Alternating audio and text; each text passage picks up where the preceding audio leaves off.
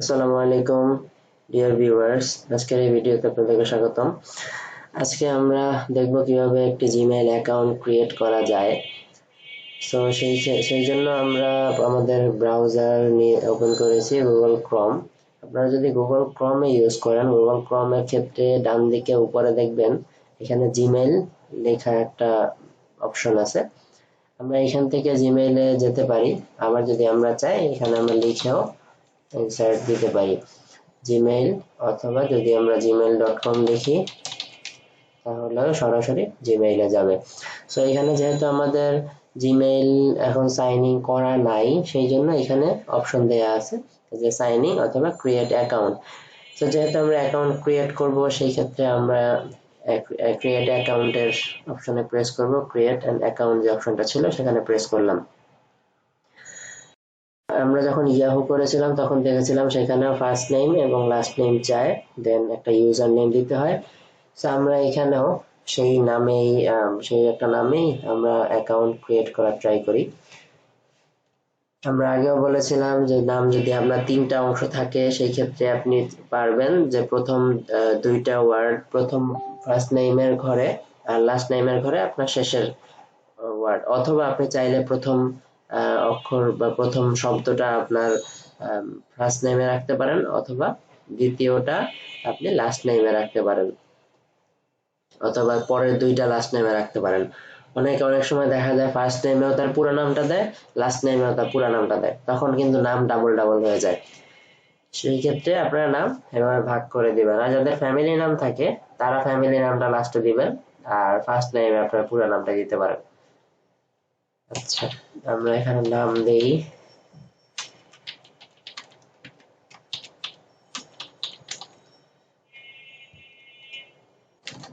আমাদের first name last name দেওয়ার পরে আমরা জানি যে ইমেইলের জন্য আমাদের নির্দিষ্ট একটা ইউজার দিতে হয়। সো আমরা এই নামটা দিয়ে ট্রাই করি, মোহাম্মদ আব্দুল্লাহ। এই যে এইখানে কিন্তু এই নামটা নেওয়া আছে অলরেডি, সেই জন্য এখানে বলতেছে that user name is taken, try another. So আমরা অন্য একটা কিছু ট্রাই করব, অন্য কোনো নাম দেব, দেখি অন্য কোনো নাম হয় কিনা।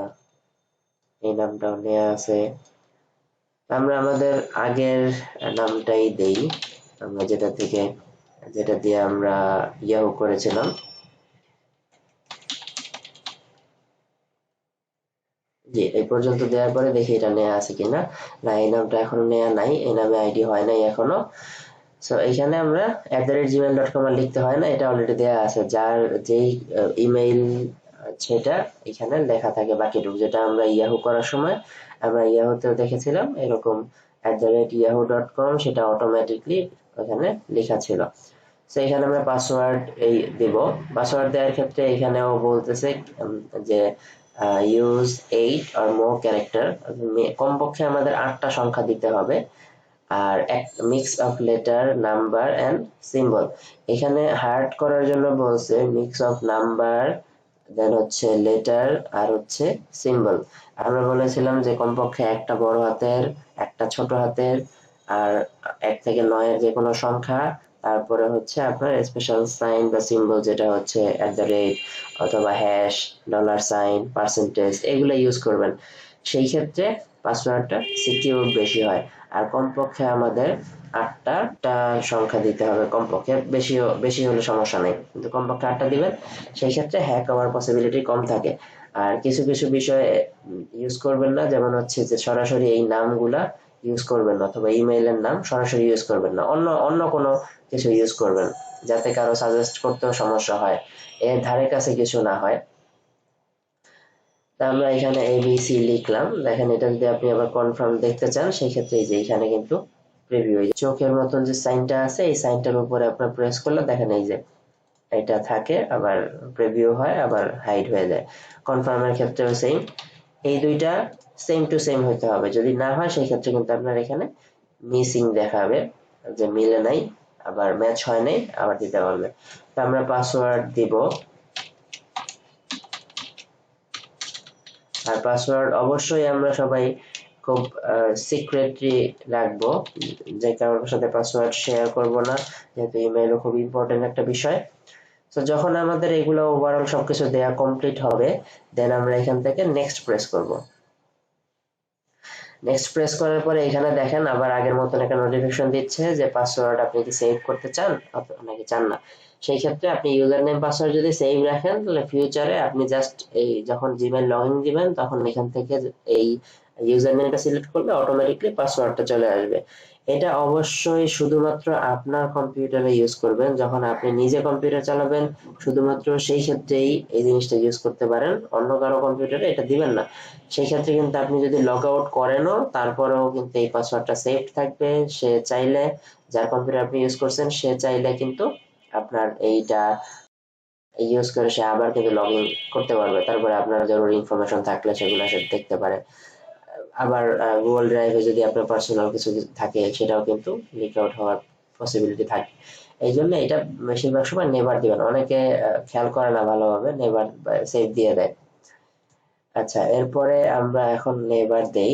এরপর হচ্ছে ফোন নাম্বার দিতে হবে। এখানে দেখেন অলরেডি কিন্তু বাংলাদেশের পতাকা দেখতে পাচ্ছি।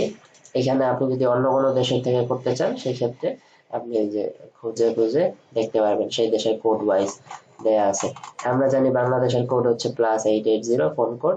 সো এটা নেওয়া আছে। আমরা এখন আমাদের নাম্বারটা দিব।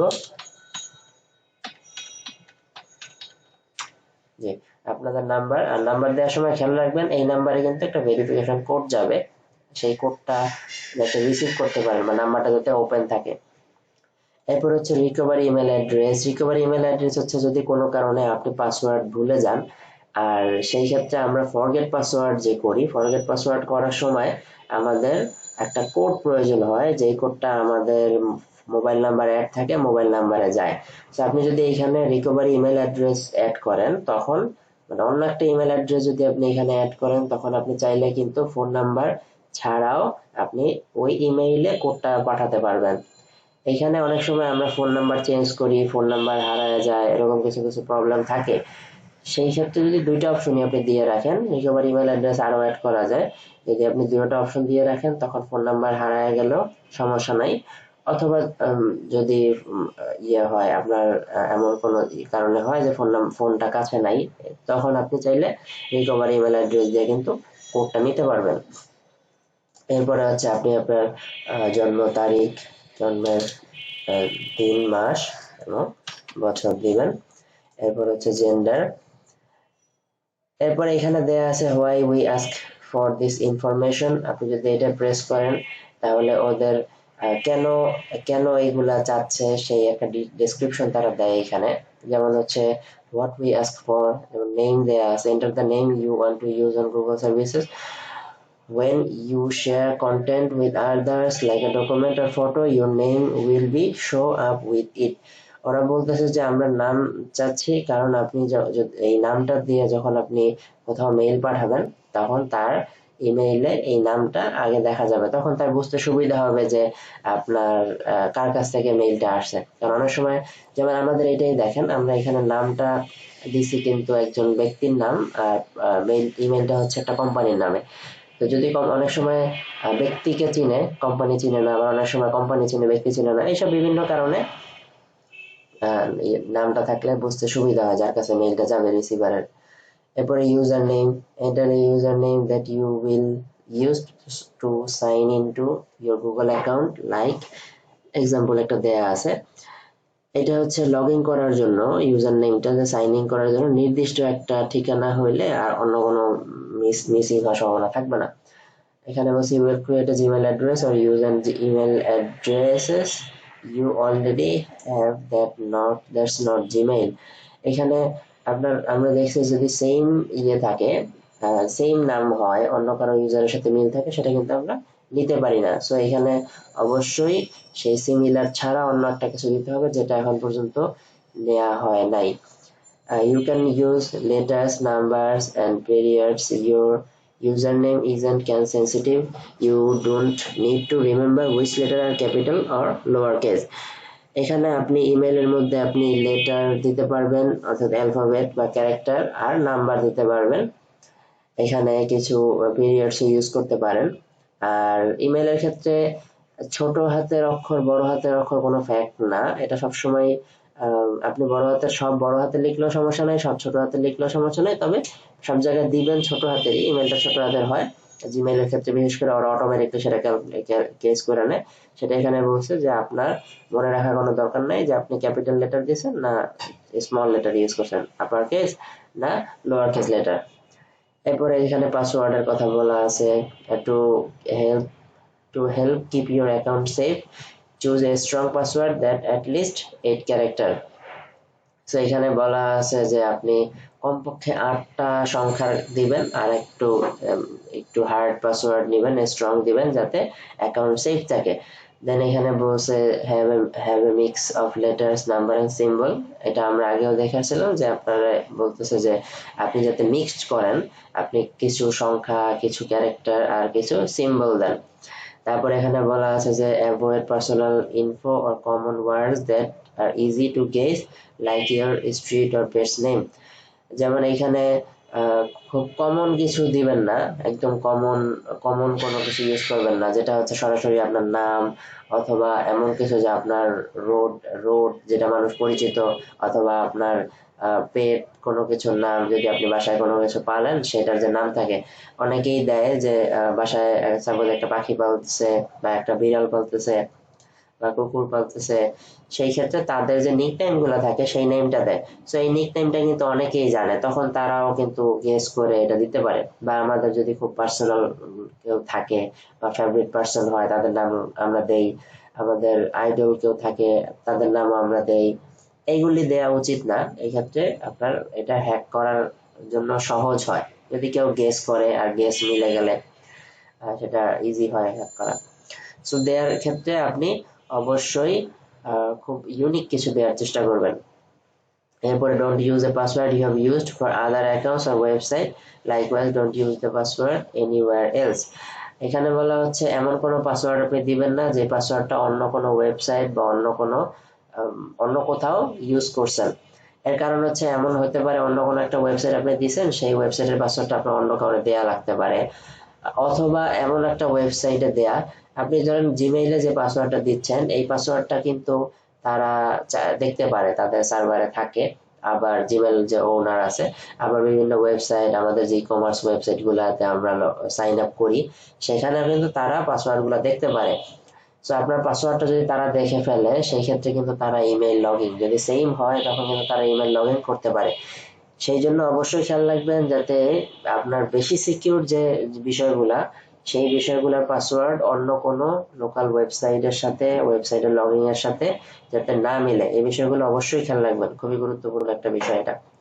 এরপর হচ্ছে এখানে এইভাবে দেয়া আছে যে আপনার জন্মদিন দিবেন, দেন হচ্ছে এটা পাবলিকের কাছে ভিজিবল হবে না।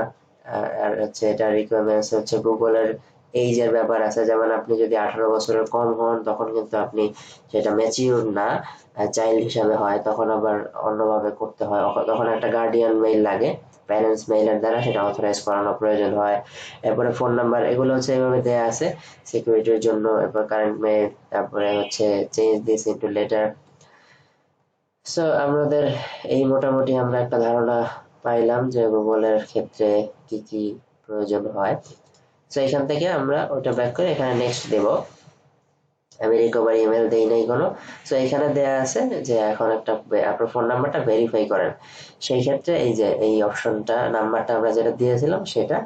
সো এখান থেকে আপনারা অবশ্যই খেয়াল রাখবেন যাতে সেখানে নেটওয়ার্ক ফুল থাকে, নেটওয়ার্ক ভালো থাকে, একটা মেসেজ কোড যে যাবে সেই কোডটা যাতে যাওয়ার মতন পসিবিলিটি থাকে। অনেক জায়গায় আমাদের নেট থাকে না, অনেক জায়গায় আমরা কম্পিউটার যেখানে ইউজ করি ইন্টারনেট না, মোবাইল নেটওয়ার্কের প্রবলেম থাকে, সেই ক্ষেত্রে অবশ্যই খেয়াল রাখবেন যাতে নেটওয়ার্ক ভালো থাকে, না হলে কিন্তু মেসেজ যাবে না। আমরা সেন্ড দেই, সেন্ড দেওয়ার পরে একটু ওয়েট করি,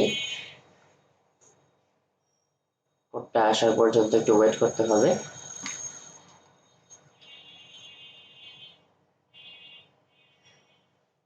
এখনো কোড আসে নাই, যে মাত্র কোডটা আসলো।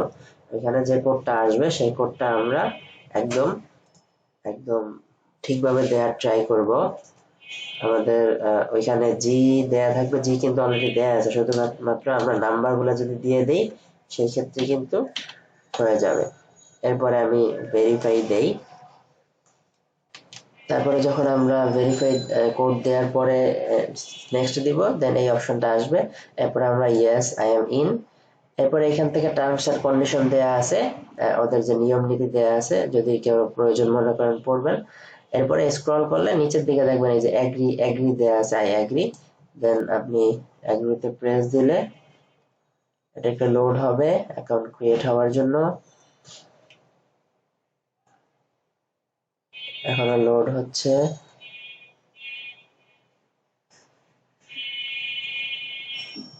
এখনো লোডিং হচ্ছে, একটু সময় নেবে।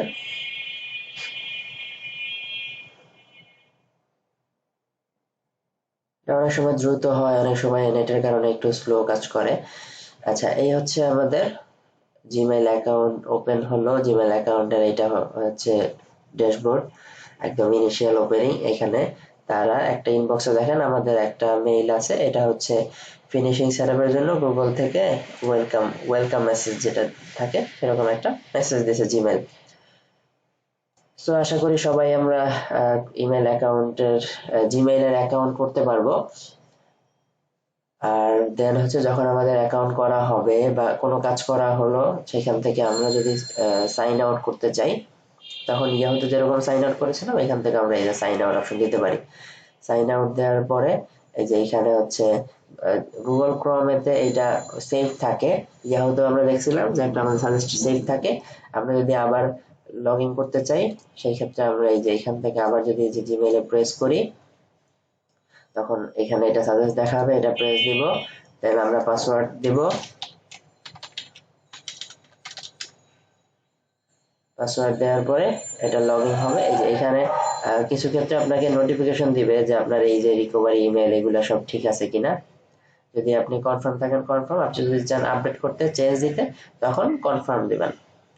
দেন এই যে আপনার ইয়াহু ড্যাশবোর্ড যেটা সেটা কিন্তু এটা চলে আসবে। আর যদি আমরা যদি লগ আউট না করি সেই ক্ষেত্রে দেখেন, লগ আউট না করে যদি এখানে জিমেইলে প্রেস করি তখন দেখেন সরাসরি কিন্তু ড্যাশবোর্ডটা চলে আসবে। সো আজকের ভিডিও এই পর্যন্তই। সবাইকে ধন্যবাদ। আসসালামু আলাইকুম।